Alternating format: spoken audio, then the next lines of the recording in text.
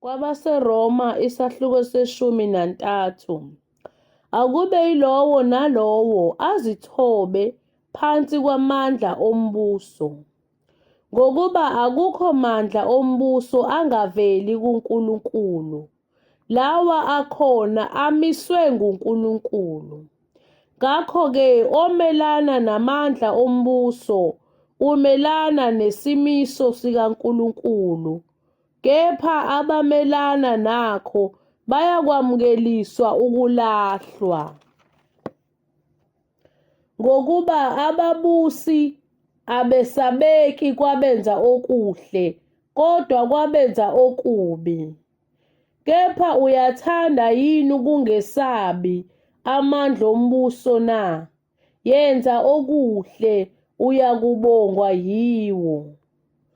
Ngokuba uyisikhonzi sikaNkulunkulu, kube kuhle kuwe. Kepha uma wenza okubi, yesaba, ngokuba awuyiphatheli ize inkemba, ngokuba uyisikhonzi sikaNkulunkulu, umphindiseli wokwehlisela ulaka wokwenza okubi.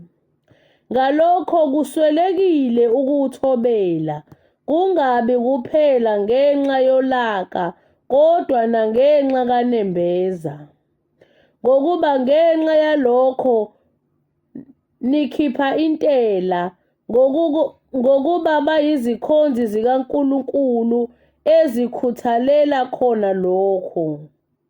Nikani bonke okubafaneleyo intela kofanele intela, inkokhiso kofanele inkokhiso, ukwesaba kofanele ukwesatshwa, udumo kofanele udumo. Ningabi nacala lani nakubani kuphela elokuthandana, ngokuba othanda omunye ugcwalisile umthetho. Ngokuba lokhu ukuthi ungaphingi, ungabulali, ungebi, ungafisi noma ukhona omunye umyalelo kuyakuhlanganiswa kulelizwi elithi wothanda umakhelwane wakho njengalokhu uzithanda wena. Uthando alwenzi okubi kumakhelwane, ngakho-ke uthando lungukugcwaliseka komthetho.